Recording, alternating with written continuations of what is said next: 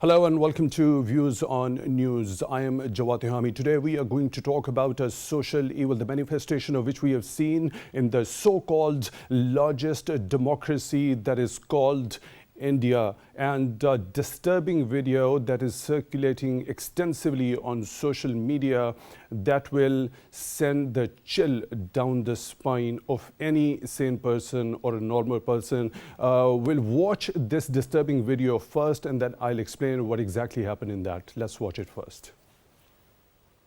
Such a derogatory manner.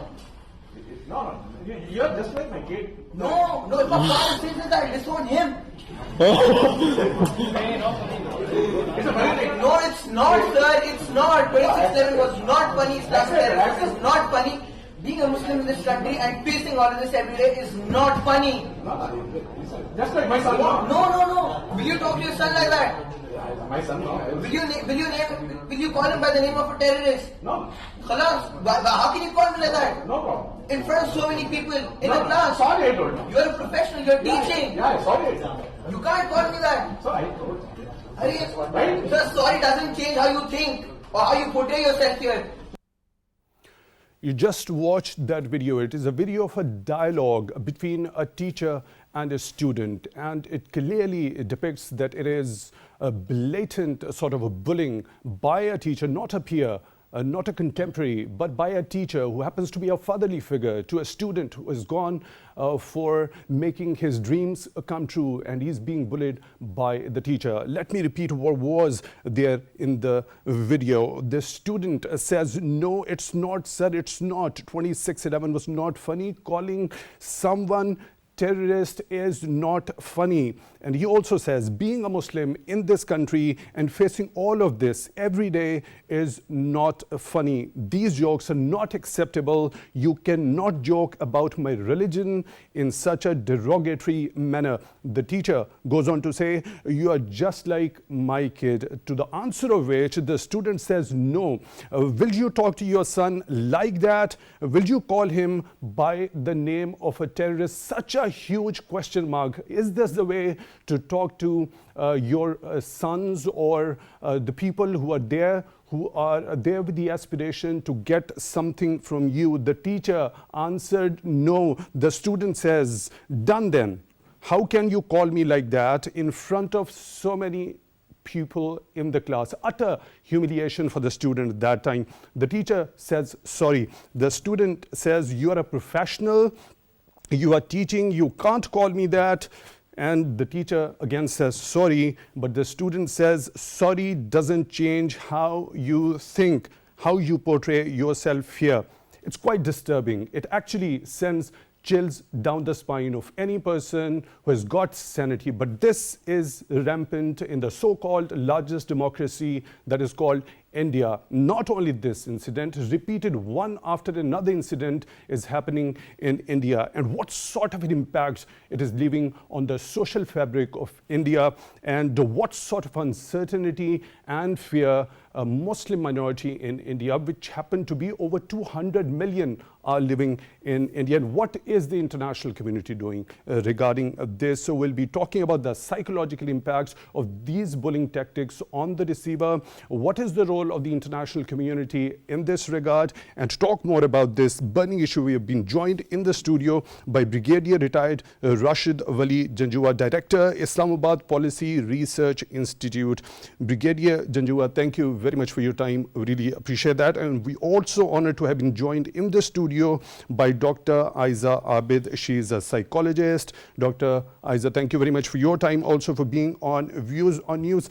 You both have watched this particular video. Now, I would like to quote that young lad once again. He says that it's not funny calling someone a terrorist, and he also says being a Muslim in this country and facing all of this every day is not funny. That clearly depicts, Brigadier Janjua, that this is not an incident in isolation. Repeated incidents have been happening over time, and they continue to happen in the future as well. Exactly. This is not a isolated incident, and this is part of a shadowless campaign of misanthropy against the persecuted minorities, Muslims inclusive. And this is being deliberately done under cultural violence that is being perpetrated upon the minorities. And there are two elements to this whole thing. One is the ideology part, and the other is the strategy and its manifestation part.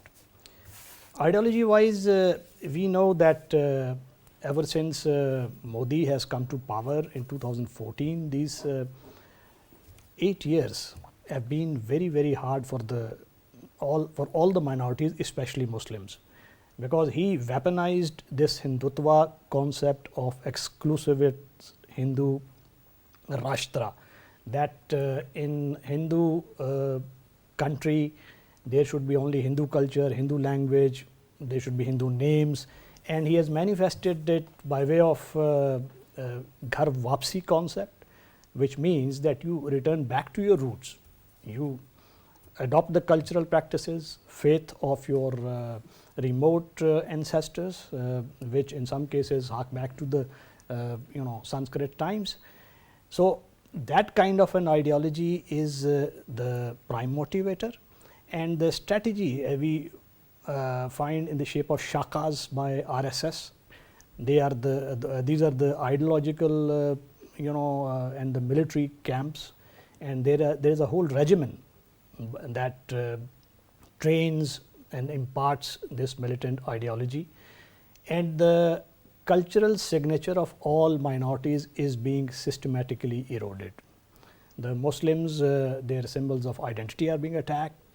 Even Muslims are being included into the RSS fold, the Muslim Rashtriya Manch MRM, but they are being given a sectarian flavor to rise against their own religious brethren. So it's not inclusive, it's exclusivist. And then you talk of Christian minorities. Christian minorities are also having a rough end of the stick. We all remember Chatti Singh Pura massacre way back in 2000, and the current persecution of a pastor. And the Christians, who just constitute 2.3% of the whole Hindu population, the Muslims 14.7, 6.7%. So each one of these minorities is being systematically attacked. So because of the rise of that Hindutva, the extremist ideology, let me bring in Dr. Ayza also. By looking at this video and the conversation that is going on between the teacher and that young lad, he seems to be clearly intimidated by the kind of remark the teacher has given to him, and he's very disturbed, of course. And then he says that, will you talk to your son like that? Will you call him by the name of a terrorist? So what sort of an impact a deceiver has when he is faced with such bullying tactics, especially coming from a fatherly figure like a teacher? The signal is quite far-reaching. The effects are far-reaching because it signals, will you do it the same with your own blood? Will you? So you are basically differentiating. You are setting up a standard where one thing is separate for another. Now, the role of a teacher is being misused here, and it's not coming in isolation. It basically means that people of that age are transcribing to that notion. They are already thinking that way. Right now, apart from the other atrocities, the students of India, the youth, that is being marginalized, the Muslim youth, they are being called out for their dressing, for the girls for their hijab, and now the boys. With that, it is going to create a sense of hatred in them. Now, bullying, while creates anger and depression inside a person, two things can happen. Either you begin to hate yourself for what you are because you were called out for that, or you can attack the person who is attacking you, but you are unable to take a stand for yourself. So the sense of helplessness, despair, hopelessness, and it leads you eventually to questioning your own life purposes. So it takes away your ability to act. This is what it is, that I am powerless and I cannot do anything. So there's a complex of things which are going to happen apart from the psychological disorders or whatever. But what are they trying to gain by that? marginalizing the Muslims or the other religious groups. And secondly, at the same time, they are creating time bombs within the communities. So either you will hate being a Muslim if your strength, if your beliefs, if your family is not strong enough to provide you with that care at that time that you need, you will then resent your community.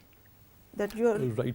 Brigadier Janjua, this particular video alludes to the fact it was utter humiliation of that young lad who's gone to an educational institution and he has some dreams to pursue, and then he's being called out by the teacher as a terrorist. So this Hindutva has gone so deep in the social fabric of the Indian society. I mean, what's the possibility of a solution at the hands of Muslim minority happens to be at this point in time? You see, the tolerant, syncretic and pluralistic Hindu nationalism espoused by the likes of Nehru is dead in India. India is in the grip of exclusivist, misanthropic and xenophobic Hindu nationalism, which is trying to create an imaginary Hindu Rashtra where all cultural symbols, where all diversity would be muzzled, and the Hindu notion of religious nationalism will have the primacy. We know very well that how in 28 states of India, out of those 1/3 they have a forced conversion law, which opposes that anti-conversion law, which means that if a community wishes to proselytize, it cannot do so. And this thing is carried a bit too far by banning the interfaith marriages as well. So in India, the missionaries who worked for the socio-economic upliftment, and in the process they resorted to proselytization, they are not allowed in those states, legally not allowed. So they will be put in jail if they do so. So this is a ugly face of India and Hindutva that the world must take note of, and they must be called out for this. Right, there is a reaction by the State Minister of Education, BC Nagesh. He says this is not a serious thing. How can some names become such a national issue? I don't understand. Doesn't it depict that very cold behavior and the casual approach of the people sitting at the helm of very important positions? You see, this is a bald assertion. It's a kind of a self-flagellation which is hypocritical. You cannot trust a government which relies on a sinister and insidious concept of religiosity to gain its political mileage. And while doing so, it weaponizes all the negativities like the epistic messaging, the cultural alienation, and we know very well that this assertion is patently wrong. We know that just a day before their independence, Zakia Jafri, whose husband was slaughtered right in front of her during Gujarat riots in 2002. And Bilkis Bano, who was raped and left dead in front of her own children. Their violators and the killers of their kith and kin, 11 of them, they have been left scot-free. So the Indian superior judiciary is also quite helpless in front of this juggernaut of Hindutva. Right, Dr. Ayza, what sort of a mindset does this statement by the State Minister for Education, BC Nagesh, depict? What sort of a mental mindset the authorities over there in India are at? It's indicating their unity for the concept they believe in. They are negating the boys' objections, because nobody can be called a terrorist no matter what religion he belongs to or what community. But now, because it's of another community, they are going to sort of like brush it under the carpet because it suits them. It is upholding the ideology which they are right now propagating. So you will not expect the system to be supporting them. And anybody who thinks differently or is being victimized or being targeted will not get any support because he will be told that that's what the system is, or it's okay. And this is the thought which has permeated in all the segments there, that the philosophy and the ideology we are going to continue, that's how it's going to be. So does it speak volume of the very primitive and the barbaric mental state of the high authorities over there in India? Exactly, because they are subscribing to the original ideology they have. Now, interestingly, the world is turning towards heterozonal, we are understanding individual differences. We are actually appreciating differences. We are allowing others to explore their identity. They are endorsing homogeneity. So when you want people of only one kind to be there, what does that mean? Decimating all other populations, all other beliefs, all other cultures. So this is where it's ultimately coming from and taking them all there. So Brigadier Janjua, is it even possible practically to flush all the minorities out of a certain territory and keep only one community over there that believes in the same ideology? You see, Daru had alluded to this amity between all the communities as you're mixing sugar in tea, shiro shakar. You see, that was the concept. Now, what they are trying to do is to do virtually an impossible thing, to take that sugar out of that tea, which is not possible practically, because India is a country which has over hundreds of languages, hundreds of communities. It's a heterogeneous, multicultural, multi-ethnic, multi-religious state. But when you try and impose an artificial construct, there are voices. Their strategy is the homogenization of through saffronization of Dalits, of Muslims, of the persecuted minorities like Christians, Sikhs also, Jains also. But this is not going to succeed. Why? Because it will have a backlash from amongst the minorities. It is already happening. We saw in 2020 the Muslim women, they came out in strength in Delhi against the injustices, and even the Dalits made a common cause with the Muslims, and the Mayawati won elections in Uttar Pradesh because of that. But now they are trying to divide those communities also. Like I mentioned, MRM is with a sectarian flavor, pitting Muslims against Sikhs, Christians.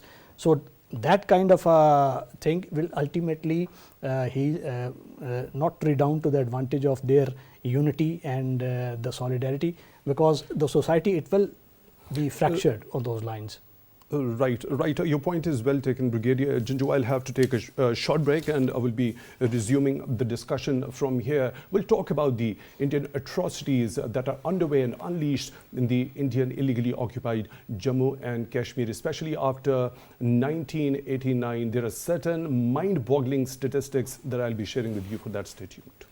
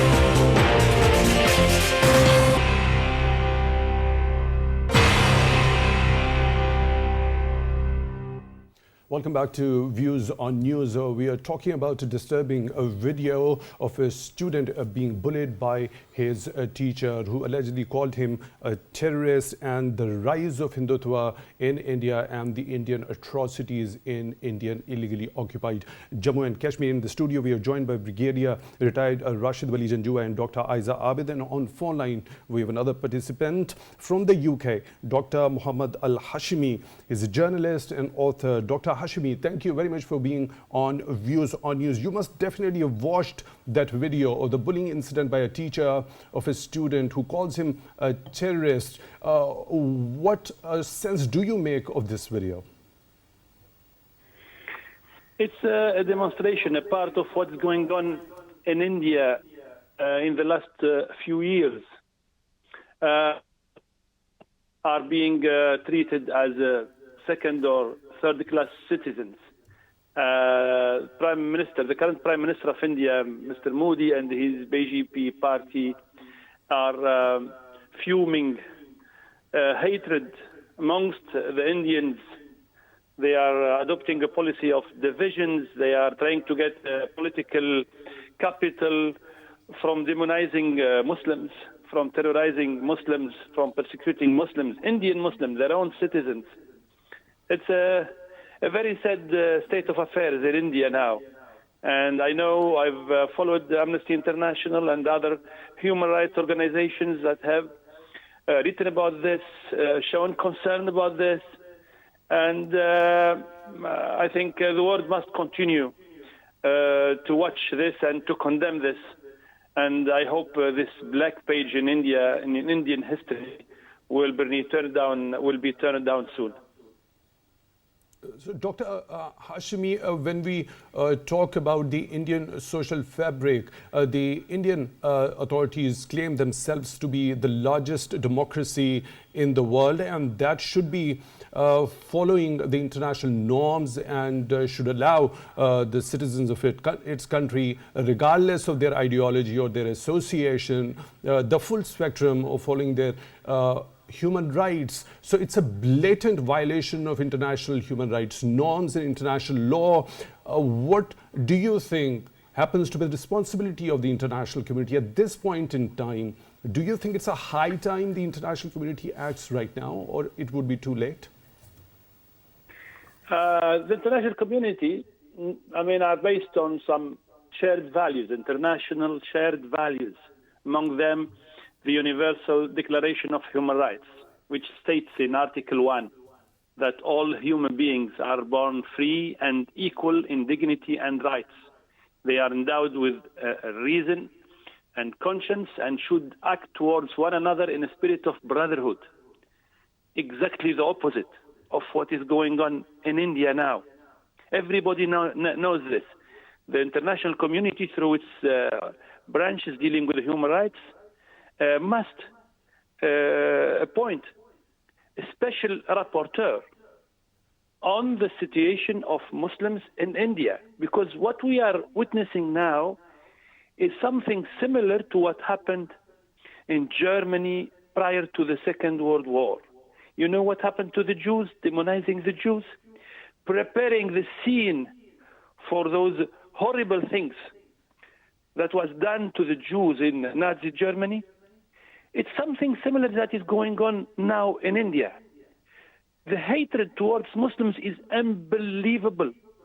Encouraging that in social media, encouraging that in some maybe films and arts, it's unbelievable. I don't know why is he doing all of this to his own citizens, but he thinks he can stay in power, and the BJP can stay in power by playing the card of the majority against the minority. But it is not any minority. It is a 250 million people minorities. Around 250 million people are Muslims in India. So if the world doesn't do anything, we are thinking about, we will be facing another genocide, like what happened in Nazi Germany in the last century. Right, Dr. Al-Hachimi, as you have already mentioned a very significant historical fact, the example of Nazi Germany, the genocide of a certain community. Do you think the international community has that realization that there could be adverse outcomes to the high-handedness of the Indian authorities to their own country as well? And the international community needs to really jump in and act right now. Yeah, that's why I hope that the government of Pakistan can play a leading role in this, in trying to, talking about this in the United Nations. The OIC, the Organization of Islamic Cooperation, should play a role in this. Arab governments should call upon Indian ambassadors in Algeria, in Egypt, in Saudi Arabia, in UAE, in Qatar, everywhere, and tell them that this is not acceptable. We are living in the 21st century. How can people in India, the Muslims in India, their mosques destroyed, their women cannot wear their hijab, people lynched, people treated like as if they are, they have no rights at all. We should do something diplomatically. It shouldn't happen. A new genocide shouldn't happen in India. The world cannot afford it. So that's why we can now, politically, we should. It's a must, it's a duty, it's a moral duty, it's a religious duty, it's a human duty that any one of us who can play something, the media, the politicians, and also we must talk to the Americans, talk to the Europeans, talk to everybody, talk to the Chinese, to anybody who has an effect, who can talk to the Indians and to Modi and his party and tell them, hey, stop. This is not an acceptable behavior in this day and age. Right, Dr. Al-Hachimi, one last question from you. There is a very sad state of affairs in Indian illegally occupied Jammu and Kashmir. Let me share a little bit of list of statistics with you. Since 1989, there have been 96,153 civilians who have been martyred at the hands of the Indian troops. And a report by the Kashmir Media Service also says that women among them, those martyred, were 2,348, and Indian troops also molested. This particular word actually happens to be a very cringe word.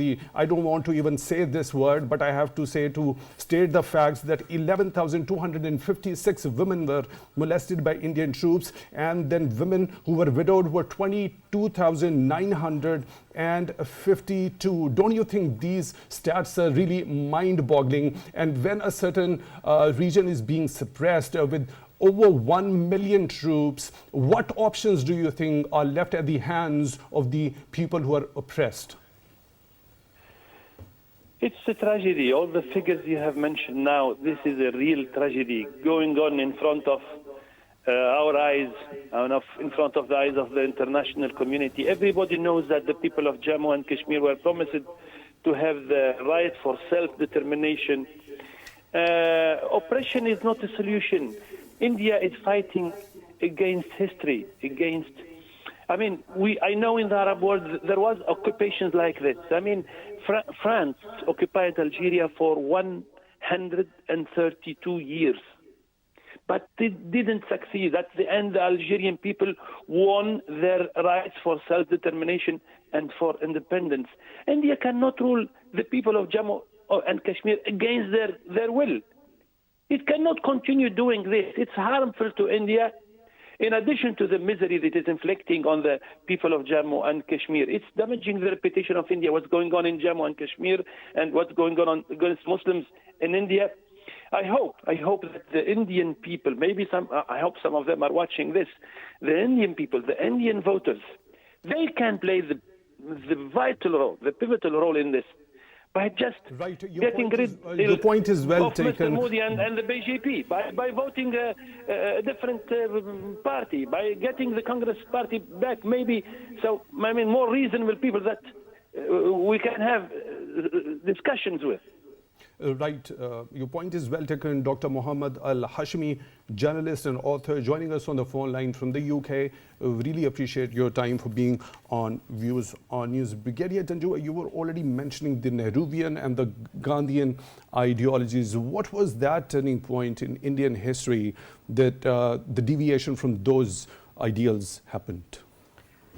The deviation happened after BJP came to power, and there was a general frustration of the population with the parties like Congress that was supposed to be politically inclusive, but because of their ham-handed dealings with the mainstream political parties, there was an upsurge of political opposition, and there was economic frustration. India for a very long time crawled to a Hindu rate of growth, so there was a groundswell of frustration. So that was capitalized by this ideology, which had lain in the subterranean regions of Indian political and social consciousness, but it had not come to the forefront. So from 1993 onwards, it was a steady rise, and in 2014 it got its apotheosis in the shape of Modi. And Modi not only weaponized this narrative of Hindutva, but he very cleverly conflated it with rise of Indian mercantilism. So mercantilist class, which has the corporate interests at its heart, that has bonded well, and the military muscle of RSS is supporting them, and a kind of a narrative has been propagated that India for 1,000 years was persecuted and the Hindus were not given their due rights, and there were waves of invaders. So those feelings of deprivation, fear, these are being exploited. And and the Tipu Sultan Express, the Tipu Sultan was a hero for Muslims and Hindus and for all communities, but that train is being renamed as Wadiyar Express. So that is pure madness, and this concept is being manifested in Kashmir also, because there are two elements to this whole thing. One is ideological, one is demographic. And the demographic aspect is that one Muslim constituency in Kashmir is now equivalent to 1.3. One in Jammu is equivalent to 1.3 in Kashmir. In one fell swoop, because of this electoral gerrymandering, which I call Modi maundering, Right. 1 million Muslims have been completely disenfranchised. And by the way, there is an addition of illegal addition of 1.1 million people, mostly outsiders, Yes, also into non-subject the electoral Kashmiris. rolls now. Exactly. Non-subject Kashmiris are being allowed to buy property, and those who had served for 7 to 10 years, they are being allowed to gain the nationality, which for non-subject Kashmiris was not a possibility. And this whole thing started after the original sin, which was that Kashmir is a disputed territory. 18 UN resolutions remind us of that. Right. And if somebody tries to negate that, we know that this injustice has been revisiting with metronomic regularity. Ultimately, it was a fig leaf of 370, so a measure of autonomy. Even that is done away with on 5th of August 2019. That was clear violation of Indian constitution itself. Absolutely right. And the Simla Accord with Pakistan, the relevant UN resolutions regarding that. I'll come to this point of changing the demography. Now, Dr. Ayza, when we talk about women in particular, there'd been a row of hijab ban over there, and we've seen in the visuals a certain lone Muslim student girl being confronted by the Hindu zealots, and then we see the kind of numbers that I've already stated by the Kashmir Media Service. They've been under brutal oppression at the hands of Indian troops. What sort of a generation would the world expect if the women are being mistreated? Every now and then on the international level, we always hear about upholding the women's rights. But when it comes to the largest democracy of the world, the stats are really disturbing. I myself am surprised with the US being the proponent of PTSD and raising so much awareness about it. I often wondered the psychological impact, devastation, the transgenerational trauma which is going on there. No, the world is not understanding that, and because like I said, it just goes down and it creates mistrust. Now, first of all, we human beings are by nature, we are supposed to trust human beings. Once our trust is shattered, it is very hard to put it back. So, natural disasters happen, that's an act of God, we get over that, right? But disasters, devastations, terrorisms, kidnappings, violence, assaults by one human being to another human being, it irrevocably changes the DNA of a person. Now, with women particularly being targeted, what is happening is it is leading to depression, particularly in mothers to be, young mothers, and that legacy of trauma is just continuing.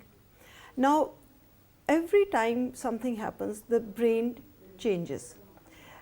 For average people, we may not experience any devastation, any traumatic event, but for Kashmiris, it is 7.7 times more. You and I may not go through a severe anything other than maybe a death of a relative or a family member or a loss of a job or something, but for them it is 7 times more what they are seeing: loss of jobs, loss of privacy, loss of your own control over your own self, your violation of your body, violation of your home, your premises. So it is happening continuously. Now, what we are seeing horrifying figures are is that not only do we have PTSD and anxiety, depression, we are seeing a very high percentage of psychological distress in the youth particularly. One significant factor is that a high percentage of youth is suicidal. There is no way out. They have not learned how to deal with this problem because it's non-stop. It's a perpetual state of fear, anxiety and uncertainty, and it of course leads to another phenomenon, migration. Those people who can afford migrating from that particular, that's why we call it the largest open-air prison in the world with the highest military presence over there. Brigadier Janjua, what about migration? As you've already said, the demographic changes, the sinister design regarding that is already underway. So where the Muslims of Indian illegally occupied Kashmir in particular would go? Would they all commit suicide, or are there more chances of more and more retaliation, the indigenous struggle that we have seen over the years? I think there will be more retaliation. Indigenous struggle will gain more traction. Kashmiris, Muslims, and they are not going to go anywhere because the land, they are rooted in the land. Even the Kashmiri Pandits who were told to move away in 1990s, and the advisory was given by the Indian government. So it was a sedulously crafted effort to create a fear psychosis so that they move out. And they even made a mendacious movie on that, Kashmir Files. And Kashmir Files is a movie that was put up in Bombay Festival for being considered as an art form. So one of the conscientious objectors was Mr. Lapid, an Israeli. And he raised a voice. He said that it's a vulgar propaganda movie. For God's sake, what you are doing? And the biggest howl came from Mr. PM Modi, that this is something that he has done against our interests, societal interests and all. But he called out that movie. So similar initiatives are being undertaken, and it's not only one aspect of international law or human rights that is being violated. It's a perfect storm in which human rights, which are a little lower down the scale, in the middle rung crimes against humanity, and on the top rung genocide. So genocide, UN defined there are 10 rungs. So as per the Gregory Stanton of Genocide Watch, India has already climbed on the 8th rung. So there are 2 more rungs to go before the world encounters full-scale genocide in Kashmir. So world community has to stand up and take notice. That happens to be ridiculously insane. What are the 2 other rungs that are left? What else they are going to do? That is the extermination, the final rung. And if that comes, mass exodus and extermination, complete cleansing of entire community. So this is, you see, it is a community which is in complete thrall of fear at the moment. There are over 30,000 detentions since 2019, post revocation of Article 370. There are over 15,000 killings. There are 14,200 rapes. And these are those figures that are being quoted by Asia Watch, by Human Rights Watch, and I personally assume that actual figures may be much higher than these. And we know the political, Kashmir activists like Ms. Mushal Malik. She was there on a seminar, and I heard she spoke from her heart and said how she went looking for her husband there, and her mother-in-law put her up in their house, and at night she was given an advice that Beti, look, do not wear your night clothes, because here it is a convention that Indian Army just barges into the rooms and violates the privacy. So this is a kind of fear psychosis that the entire population is living under. Dr. Ayza, rape has been used by the Indian troops, unfortunately, so sad enough, as a weapon of war against the innocent women in Indian illegally occupied Jammu and Kashmir. My heart turns heavier when I talk about this aspect of this brutality. Your take regarding that? It's a subjugation of the women. It's the use of the woman as a tool in the armed conflict, and being the vulnerable group, and being for Muslims, it's a particularly the woman is the honor, it's the sanctity of the home. They are basically violating the family structure. They are violating the integrity of the person, of the male or the husband and the sons, and they are giving a message that we can do whatever we like with you. Where are all those international human rights organizations when it comes to such a heinous crime that is being carried out with such an impunity? What needs to be done? I think we need to be more vocal. We need to be more, raise it on every forum. Unfortunately, what I have seen is that on social media platforms, we get blocked. The minute we speak about Kashmir, we get blocked. So a lot of reason, you will talk to many people, they are silent. And who is holding these most popular posts? That's what we need to. So the duplicity, the double standards are very much there. And we have to rise up for it, basically. Right. Dr. Ayza Abid, a psychologist, thank you very much for being on Views on News. And Brigadier Retired Raashid Wali Janjua, Director, Islamabad Policy Research Institute, thank you very much for your time. Also really appreciate, after all this discussion, my heart has turned even more heavier. So I don't have the capacity to wrap it up in the conventional terms. Let me quote the chairman of All Parties Hurriyat Conference, Mr. Masarrat Alam Bhatt, who sought the immediate intervention by the international community to stop the genocide of Kashmiris by Indian forces personnel. And he also said 1 million occupation troops in IIOJK have made lives of Kashmiri people hell. What I understand from the statement, that it is high time for the international human rights organizations and international community led by the United Nations to act right now. Otherwise, it would be too late. With that note, we come to the end of today's Views on News. Till the next one, take good care of yourselves.